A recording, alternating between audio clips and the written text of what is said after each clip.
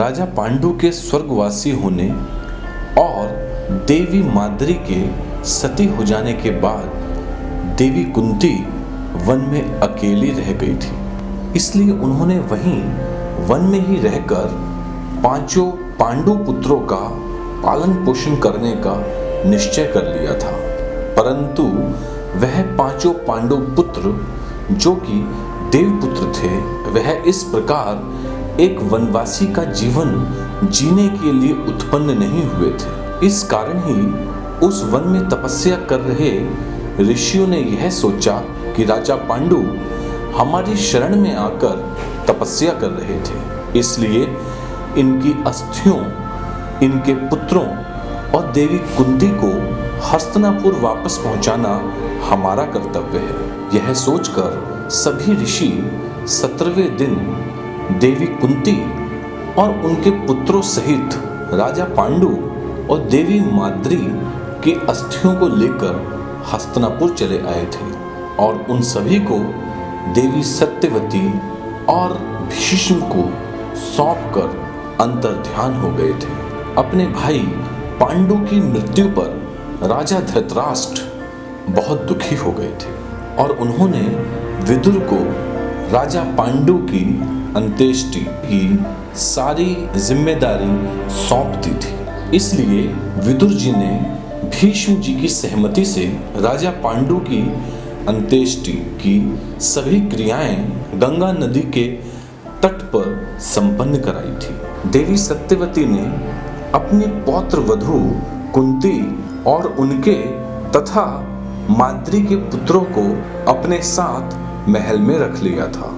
इस प्रकार वन में उत्पन्न हुए उन पांचों पांडु पुत्रों का पालन पोषण भी धृतराष्ट्र पुत्रों की तरह, राजकुमारों की तरह होने लगा था। राजा पांडु की मृत्यु के बाद से देवी सत्यवती का मन बड़ा ही व्याकुल रहने लगा था।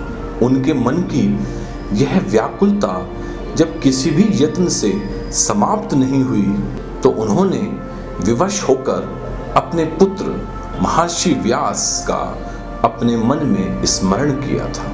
माता के इस प्रकार स्मरण करते ही महर्षि व्यास एक आज्ञाकारी पुत्र की भांति अपनी माता सत्यवती के सामने प्रकट हो गए थे। तब सत्यवती ने अपने पुत्र व्यास को अपने मन की व्याकुलता बताते हुए अपनी उस व्याकुलता को समाप्त करने का कोई उपाय करने को कहा था। अपनी माता की यह बात सुनने के बाद भूत, भविष्य और वर्तमान तीनों कालों के ज्ञाता महर्षि व्यास जी ने अपनी माता से यह कहा था कि माता, अब सुख का समय समाप्त हो चुका है और भविष्य में बहुत ही बुरे समय का आगमन होने वाला है।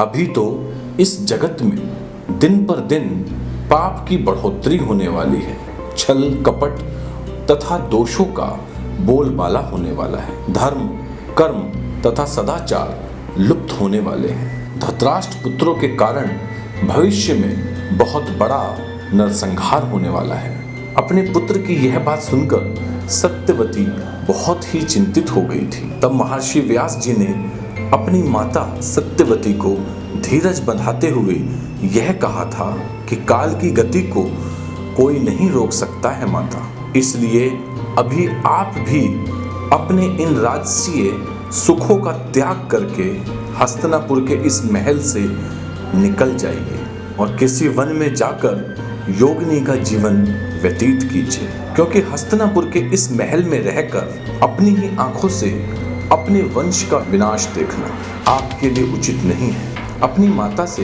यह बात कहकर महर्षि व्यास वापस तपस्या करने के लिए वन में चले गए थे। अपने पुत्र के मुख से यह बात सुनकर देवी सत्यवती बहुत ही विचलित हो गई थी, इसलिए उन्होंने कुछ दिनों बाद ही भीष्म के सामने अपनी यह इच्छा प्रकट कर दी थी कि वह संन्यास लेकर वन के लिए प्रस्थान करना चाहते हैं। देवी सत्यवती की यह बात सुनकर भीष्म के साथ साथ धृतराष्ट्र और विदुर भी बड़े ही चिंतित हो गए थे, परंतु वह सब मिलकर भी देवी सत्यवती के इस निर्णय को नहीं बदल पाए थे। देवी सत्यवती की दोनों पुत्र वधुओं अंबिका और अंबालिका को जब सत्यवती के वन जाने की बात पता चली तो वह दोनों भी उनके साथ वन जाने के लिए तैयार हो गई थी। इस प्रकार सत्यवती अपनी दोनों बहुओं